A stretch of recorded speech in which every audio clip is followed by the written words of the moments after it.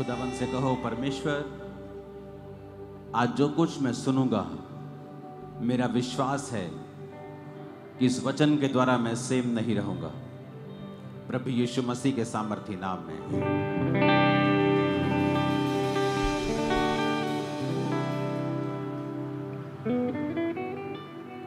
Thursday में यहां पे मौजूद था और जब मैं वर्शिप कर रहा था और परमेश्वर की आराधना कर रहा था और मैं एक प्रार्थना परमेश्वर से कर रहा था, तो परमेश्वर का आत्मा मुझसे कह रहा था, क्या तुम जानते हो कि जो ग्रेस तुम्हारी लाइफ के ऊपर है, दूसरे लोग अपना सब कुछ कुर्बान कर देना चाहते हैं। अगर वो ग्रेस, ये प्रभु ऐसी ग्रेस हमें दे दे, हम सब कुछ कुर्बान कर देंगे। तो परमेश्वर मुझे बता रहा था कि ये ग्रेस जो तेरी लाइफ के ऊपर है, ये नॉर्मल नहीं है, क्योंकि आप हर टाइम जब ग्रेस में जीने लगते हैं, हर टाइम लाखों लोग आपके चर्च में होते हैं, आपको नॉर्मल लगने लगता है। लेकिन जब फिर परमेश्वर आपको दिखाता है कि नहीं, ये नॉर्मल नहीं है, ये एक्स्ट्रा ऑर्डिनरी है। यूसुफ के, मेरा नाम अंकुर यूसुफ निरुला शुरू से नहीं था, योसेफ नाम मुझे परमेश्वर ने दिया और मैंने ये इब्रानी भाषा से नाम जोड़ा था, जोसेफ नहीं जोड़ा, योसेफ जोड़ा, क्योंकि ये वही यूसुफ था, ये वही योसेफ था जिसके ऊपर रंग बिरंगा अंग रखा था। मैंने सोच के नहीं चुना ऐसा नाम, क्योंकि परमेश्वर ने वो नाम मुझे शायद इसलिए दी, मैंने इसलिए ये नाम रखा था क्योंकि इसका मतलब था कि ऐड करना, यहोवा ऐड करता है। तो जब से मैंने नाम के साथ यूसुफ ऐड किया है, मेरी लाइफ में बहुत सी चीजें ऐड हुई हैं जबरदस्त रीति के साथ।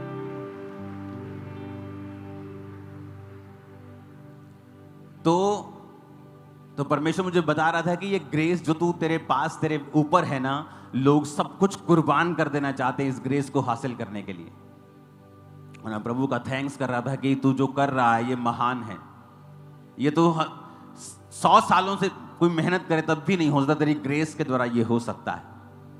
आप जानते हैं, जब मैं परमेश्वर में आया तो मैं बड़ा कंफ्यूज रहता था। रीजन ये था कि कोई वचन प्रचार करने वाला ऐसी कलीसिया नहीं थी जहां मैं जाऊं और वचन का डीप मैं प्रचार सुन सकूं। तो मैं इंटरनेट से प्रचार बहुत सुनता था, इंटरनेट से अच्छे अच्छे लोगों का प्रचार सुनता था। तो कई बार जो बहुत अनॉइंटेड लोग होते थे वो कोई प्रचार करते थे और एक दूसरा व्यक्ति जो इतना मसे वाला नहीं था वो भी प्रचार करता था, दोनों का प्रचार आपस में मिलता नहीं था। तो मैं बड़ा कंफ्यूज रहता था कि इनका प्रचार आपस में मिलता क्यों नहीं है, मैं किसकी बात सुनूं, मैं इसकी बात सुनूं कि इसकी बात सुनूं, ऐसा क्यों है? एक ही आत्मा है तो प्रचार अलग अलग क्यों है? तो आप जानते हैं, कई बार आप प्रभु से जब सवाल करते हैं तो एकदम से जवाब परमेश्वर आपको नहीं देता है।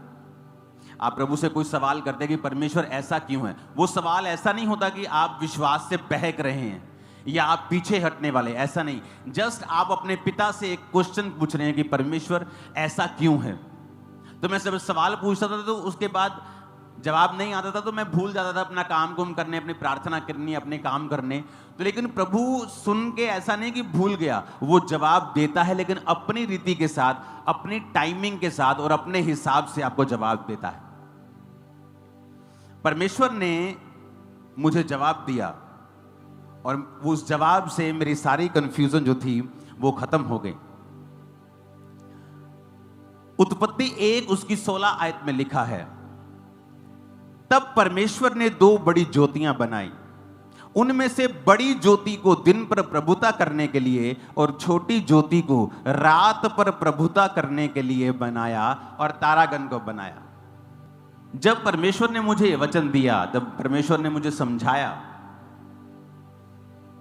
जब मैंने ये वचन सुना तो प्रभु की आत्मा ने फिर मुझे समझाया कि परमेश्वर ने भी जब ज्योतियां बनाई तो 2 तरह की बनाई, एक बड़ी ज्योति बनाई और एक छोटी ज्योति बनाई। परमेश्वर के राज्य में 2 तरह की सच्चाइयां हैं, एक है हायर ट्रुथ, एक है लेसर ट्रुथ। दोनों सच्चाइयां हैं, लेकिन एक हायर ट्रुथ है और एक लेसर ट्रुथ है दोनों ज्योतियां, लेकिन एक ज्योति बड़ी है और एक ज्योति छोटी है। पूरे बाइबल में आप कहीं नहीं पढ़ेंगे कि परमेश्वर ने योना नबी के द्वारा कहीं मिरेकल्स किए हों। बाइबल कहती जब योना नबी को परमेश्वर ने कहा तू जाएगा और प्रचार करेगा और लोग मन फिराएंगे, और वचन कहता है योना भागा।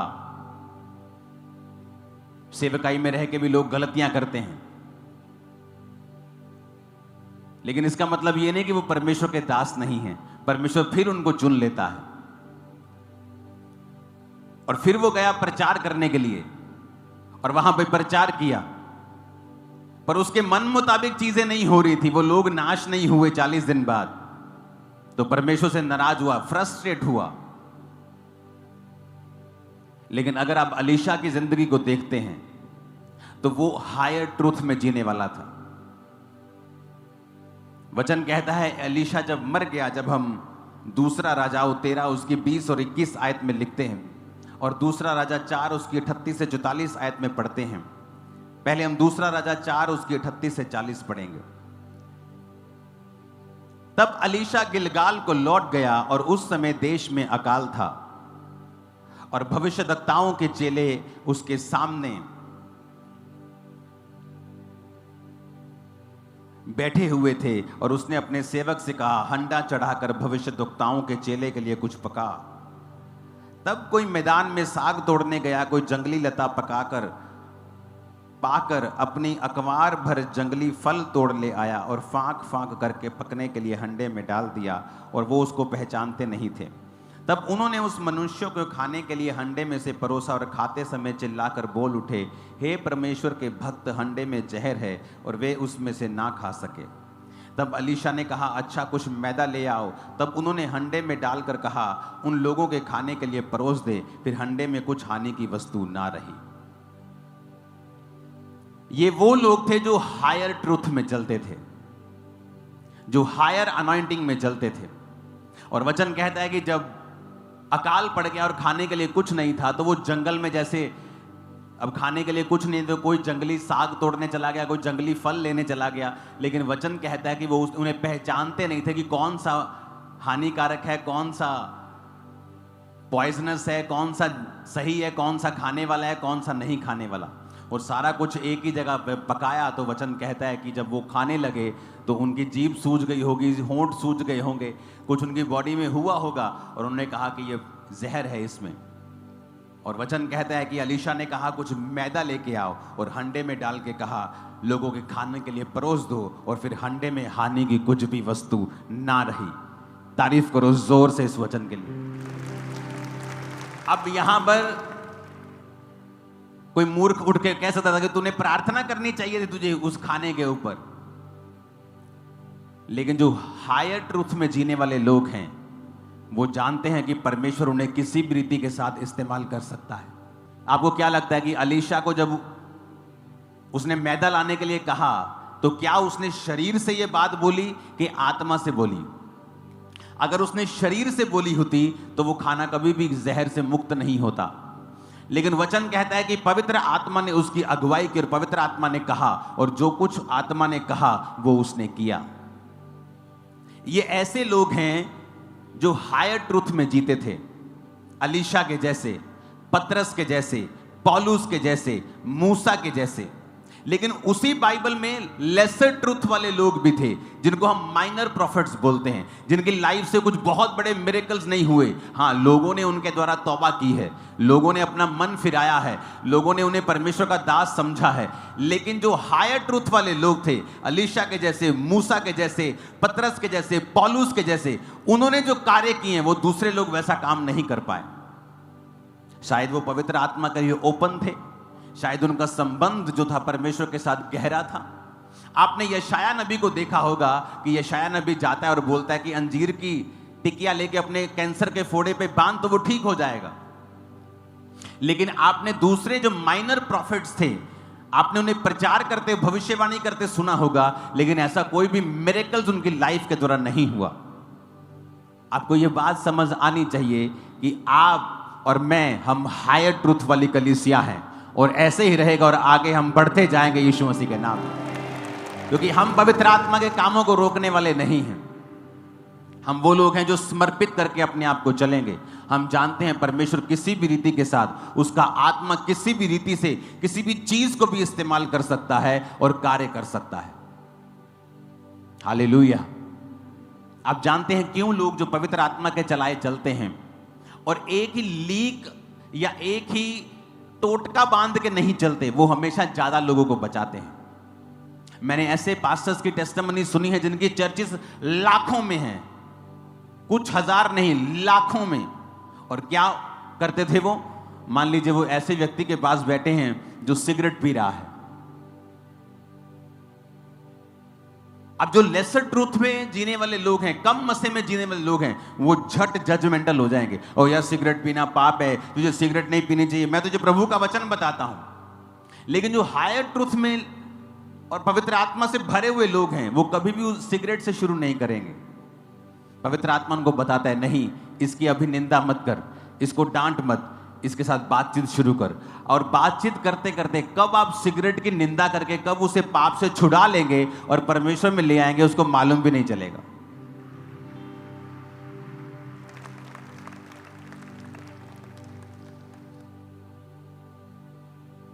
आप चीजों को अपनी हाइट के हिसाब से देखते हैं। एक फोटो मैंने अभी टीम को भेजी है, आप उस फोटो को देखो। ये देखो, एक जिराफ खड़ा है और नीचे 3 कछुए चल रहे हैं। अब कछुए का जो आई लेवल है, कछुआ जो देख सकता है वो तो अपनी आंखों के सामने देख सकता है। और इस फोटो को जूम करना, पहला कछुआ कह रहा है देयर इज नथिंग हियर, कहता कुछ नहीं है यहां पे। दूसरा कछुआ क्या कह रहा है? कहता इट इज बैरन, कहता ये बांझ है भूमि, कोई हरी चीज नहीं है। तीसरा कछुआ कह रहा है, कहता तुम कुछ नहीं यहां पे पाने वाले हो। और जिराफ क्या देख रहा है? ऊपर पत्ते ही पत्ते हैं। कहता जब तुम एक जिराफ हो और कछुए लोग तुम्हें क्रिटिसाइज करें तो उनका गुस्सा कभी नहीं करना चाहिए, क्योंकि वो अपने लेवल के हिसाब से देख रहे हैं, तुम्हारे लेवल के हिसाब से नहीं। हालेलुया। तो अगर कोई अलीशा को जाके कहे, अरे यार तेरे को तो प्रार्थना करनी चाहिए, तेरे अंदर तो पवित्र आत्मा है, तो अलीशा को भी परमेश्वर का आत्मा ही वो कह रहा है। और जो सलाह देने वाले वो काम नहीं कर सकते जो ये क्लेम करते हैं कि उनके अंदर आत्मा है, क्योंकि पवित्र आत्मा किसी का बंधा हुआ नहीं है। इस फोटो को ध्यान से देखो। अब पहला कछुआ कह रहा है कुछ नहीं है, कहता देयर इज नथिंग हियर। और दूसरा कह रहा है ये बांझ है, भूमि बांझ है, यहां कुछ नहीं है, खाली है सब कुछ। तीसरा कह रहा है, कहता तुम यहां कुछ नहीं मिलने वाला है, कहता। और जिराफ कह रहा है सक्सेस, कहता मुझे सक्सेस दिख रही है। वो अपने लेवल के हिसाब से देख रहा है और छोटे लोग अपने लेवल के हिसाब से देख रहे हैं। तो उसमें लिखा है कि when you are a giraffe, अगर जब तुम जिराफ हो और कछुओं से तुम क्रिटिसिज्म को हासिल कर रहे हो, कछुए तुम्हें सता रहे हैं, तो गुस्सा मत करना। वो अपने लेवल के हिसाब से बात कर रहे हैं, तुम अपने लेवल के हिसाब से बात कर रहे हो, बहुत फर्क है। हालेलुया। तो जब मुझे ये समझ आया कि मैं एक ऐसी कॉलिंग में हूं जो हायर ट्रूथ वाली है, जो बंधी हुई नहीं है, जो परमेश्वर कहीं से भी बिग काम कर सकता है, मिनिस्ट्री में कुछ भी कर सकता है।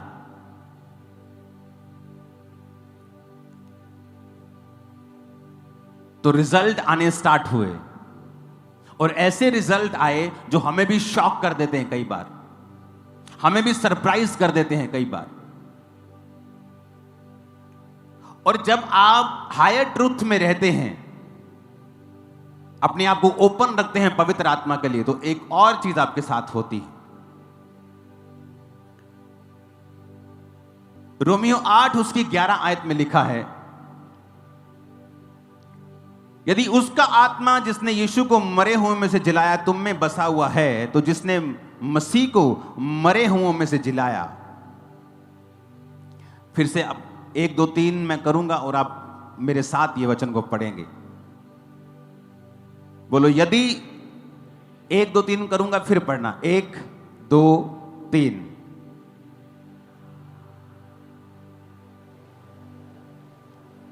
यदि तुम में बसा हुआ है तो जिसने मसीह को मुर्दों में से जिलाया, वह तुम्हारी नश्वर देहों को भी अपनी आत्मा के द्वारा जो तुम में बसा हुआ है जिलाएगा। हालेलुया। जब आप पवित्र आत्मा के कामों का विरोध नहीं करते और पवित्र आत्मा को एक्सेप्ट करते हैं, तो वो क्या करता है? आपकी लाइफ को जिलाता है। जहां मुर्दापन है, जहां मौत है, जहां घटी है, वो फाइनेंस में हो, वो आपकी लाइफ में हो, वो कहीं भी हो, तो परमेश्वर का आत्मा उस घटी को आपकी लाइफ से खत्म करता है। वो आपकी लाइफ से उस मुर्दापन को खत्म करता है, चाहे वो सेवकाई में हो, चाहे वो आपकी स्पिरिचुअल लाइफ में हो। तो पवित्र आत्मा के प्रति ओपन रहना, वचन को पढ़ना, अपने माइंड को बड़ा करना, अपनी कैपेसिटी को बढ़ाना, ये आप लोगों के लिए जरूरी है। हालेलुया। आप वहां से देख रहे हैं जहां से कोई देख नहीं पा रहा है। आप वहां से देख रहे हैं जहां पे आपको सक्सेस दिख रही है। जब इस गांव में सेवकाई शुरू की, खामरा विलेज में, तो आप जानते बहुत से लोग जो सेवा करने वाले मुझसे क्या कहते थे कि वहां तुझे सेवा नहीं शुरू करनी चाहिए, वहां कोई क्रिश्चियन नहीं, वहां तो कोई क्रिश्चियन ही नहीं है, वहां तुमने सेवा स्टार्ट क्यों की? पहले 7 साल में मैंने 8 चर्चेस बदली। पहले 7 साल के अंदर ये पंजाब की सबसे बड़ी कलीसिया बन चुकी थी। 7 साल के अंदर अंदर पंजाब की सबसे बड़ी कलीसिया बन चुकी थी। 5 एकड़ में एक पंडाल लगता था, 3 एकड़ में एक पंडाल लगता था, और रोड्स के ऊपर अलग पंडाल लगते थे। 4 ओवरफ्लो लगते थे, क्योंकि ब्रांचेस नहीं थी, सब लोग यहीं पे आते थे। मैं सिर्फ 7 साल की बात कर रहा हूं। मिनिस्ट्री में आने के जस्ट 7 साल के बाद सारे रिकॉर्ड्स ये चर्च ब्रोक कर चुकी थी, खत्म कर चुकी थी। कारण क्या? पवित्र आत्मा की आवाज को सुनना, पवित्र आत्मा के सामने समर्पित करके चलना, जजमेंटल नहीं होना, लेकिन जो परमेश्वर कह रहा है हायर ट्रुथ में चलना। आप जानते हैं अलीशा तो ऐसा सेवक था, जब वो मर गया, जब आप पढ़ते हैं इस वचन को, 2 राजा 13 उसकी 20-21, जब अलीशा मर गया और उसे मिट्टी दी गई, और प्रति वर्ष वसंत ऋतु में मोआब के दल देश पर आक्रमण करते थे, तो लिखा लोग किसी मनुष्य को मिट्टी दे रहे थे और दल उन्हें दिखाई पड़ा, उन्होंने शव को अलीशा की कब्र में डाल दिया। तो लोग, जब अलीशा मर गया उसकी कब्र बना दी, तो मोआब के दल क्या करते थे? आक्रमण करते थे। तो जब उन्होंने देखा ना कि यार वो हमला हो गया और किसी की लाश लेके वो दबा रहे थे, किसी इजरायली को वो दबाने के लिए आए थे, तो जब पता लगा ना हमला हो गया, वो अपना फ्यूनरल बीच में ही छोड़ के उसकी बॉडी को पकड़ा, अलीशा की कब्र में डाल दिया, और जैसे ही अलीशा की हड्डियों के साथ वो छुआ, मुर्दा उठ बैठा, मुर्दा खड़ा हो गया। अलीशा तो मरा भी मिरेकल कर रहा है, तुम जीवित भी कुछ नहीं कर पा रहे हो।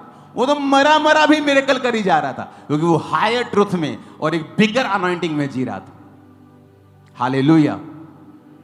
इमेजिन करो, फ्यूनरल करने के लिए लोग आए और देखा, अच्छा हमला कर दिया, एक देश ने हमारे ऊपर, दल ने हमला कर दिया, भागे वहां से, अलीशा की कब्र में ही डाल दिया मुर्दा, चल ठाठ। उसको क्या मालूम था? अलीशा की हड्डियों के साथ वो टच हो गया और वो उठ गया। ये था अलीशा के ऊपर मसा। लेकिन ऐसा मसा अबोधा के ऊपर आप नहीं सुनते, ऐसा मसा मीका के ऊपर आप नहीं सुनते, ऐसा मसा मलाकी के ऊपर आप नहीं सुनते। थे वो परमेश्वर के दास, प्रीच करते थे, लोग तौबा करते थे, लेकिन हायर ट्रुथ में जीने वाले कुछ ही लोग होते हैं इस दुनिया में। हालेलुया। और जब हम पवित्र आत्मा के लिए अपने आप को ओपन रखते हैं, तो वो भी हमें भरता है और वो भी हमें फिल करता है। आज मैं आपके घरों को, आपके जीवन रूपी बर्तनों को पवित्र आत्मा से फिल होता और भरता हुआ, उंडेलता हुआ परमेश्वर को आपकी लाइफ से भी देख रहा हूं। आमीन। जितना ऊंचा और लंबा ये ब्लेसिंग उतनी बड़ी है चर्च। हालेलुया।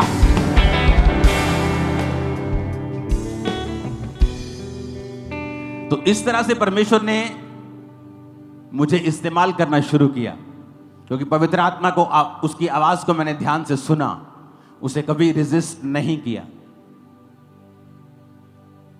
ऐसी डॉक्ट्रिन से हमेशा दूर रहा जो विवाद पैदा करती है। अपने काम पर ध्यान दिया, अपनी प्रेयर लाइफ पे ध्यान दिया। मैं क्या कर रहा हूं, मुझे अपने पे ध्यान होना चाहिए। मुझे परमेश्वर कहां लेके जाना चाहता है, मुझे आगे क्या करना है, हमें अपने पे ध्यान देना चाहिए। तो हमेशा ये बात, ये फोटो आज से हमेशा याद रखना। कुछ देर के लिए इसे अपने इसे अपने वॉलपेपर पे लगा लो फोन के, कि जो कछुए हैं वो भी गलत नहीं कह रहे हैं। कहते यहां कुछ नहीं है, ये बांझ है, यहां हमें कुछ मिलने वाला नहीं है। पर जिराफ क्या कह रहा है? कहता हरा ही हरा दिख रहा है मेरे को तो। आपके कई बार रिश्तेदारों पर भी ये चीजें लागू होती हैं। आप जब आत्मा में बढ़ जाते हैं, आपको दिखता है कि परमेश्वर मुझे क्या देने जा रहा है। लेकिन जो आत्मा में कई बार नहीं होते, थोड़े होते हैं, है वो कछुए जीवित प्राणी हैं, परमेश्वर नहीं बनाए हैं, लेकिन वो नहीं देख पा रहे जो जिराफ देख पा रहा है। कई बार आपके रिश्तेदार नहीं देख पाते, आपको सलाहें देने शुरू कर देते हैं परमेश्वर के बारे में, चर्चिस के बारे में, क्रिश्चियनिटी के बारे में, क्योंकि वो वहां से रिपोर्ट कर रहे हैं जहां तक वो देख पा रहे हैं।